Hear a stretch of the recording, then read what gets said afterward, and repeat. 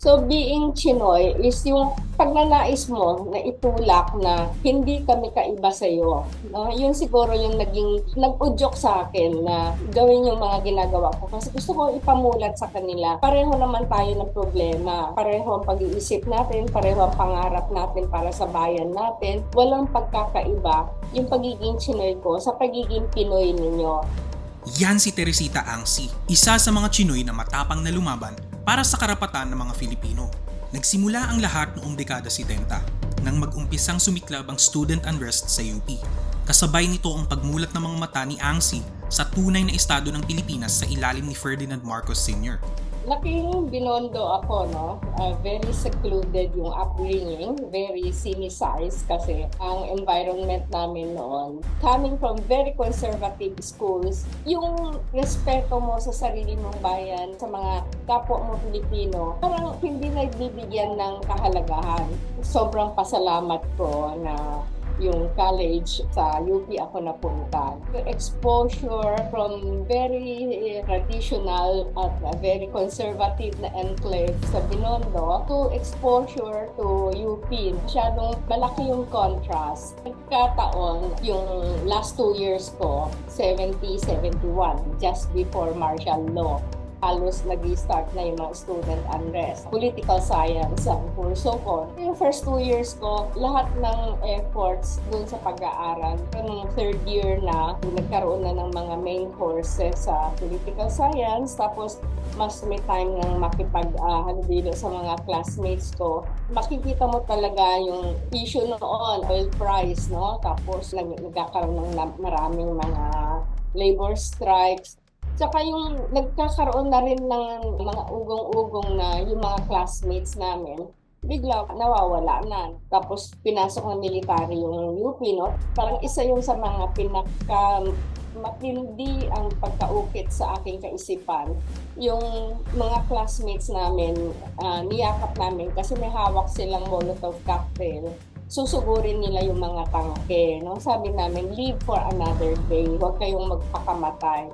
Parang yung pag-iisip mo na itong mga batang to, they're in their 20s like me, magpapakamatay, no? Para saan? Para saan, no? Tapos yung nakaukit mo paulit-ulit na papasok sa isipan, bakit? Kung hindi tayo, sino, no? Kung hindi ngayon, kailan pa? Ganon yung kasidhi yung mga damdamin ng mga kabataan. Hindi ko nalaman kung ano na nangyari dun sa mga classmates na yun.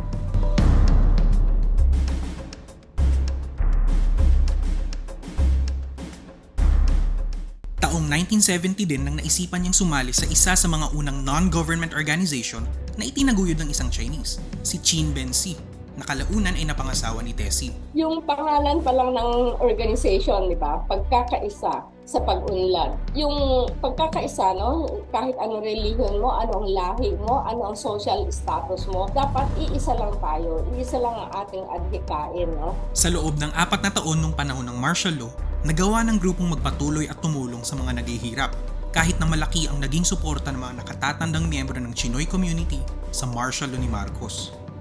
Mahirap sa amin ibenta ang idea na ang hindi maganda sa Pilipinas, hindi kailanman magiging maganda para sa Chinoy, no? At vice versa. Mas maganda ang sitwasyon nila, nakikita nila, mas maganda yung peace and order.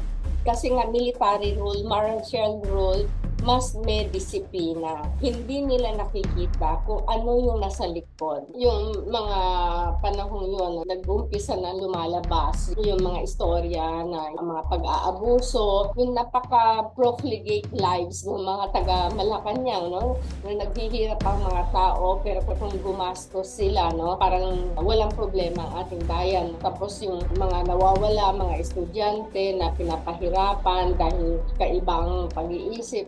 In fact, yung ibang mga articles, yung lumabas on the wealth of the Marcoses, talagang pinag-abalahan namin yan na i-xerox, tapos ipadala sa mga provinces, ipadala sa mga kaibigan, para mag-umpisa sila na mag-isip-isip naman kayo. Hindi naman yan ang katotohanan, no? Kaya pinatranslate sa Chinese para sa consumption ng elder Chinese who are very, very supportive of martial law. Pero gaano man kasidhi ang kagustuhang tumulong, naig din yung takot, ano? Tapos, nung nag-umpisa kami doing yung community development work, hindi pa popular noon yung mga medical missions. Pero kami nag-umpisa na dyan. Yung Chinoy community, takot na takot dyan. In fact, they branded us as communists. Kaya kami napilitan at the end na mag-hibernate. Bakit napilitang tumigil ang grupong pagkakaisa sa pag-unlad?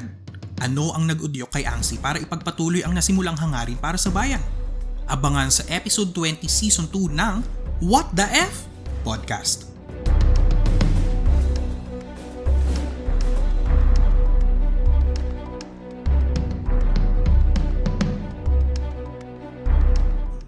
Dito sa What the F Podcast, walang murahan, usapang facts lang. Pakinggan kami sa YouTube, Spotify, Google Podcast at Apple Podcast.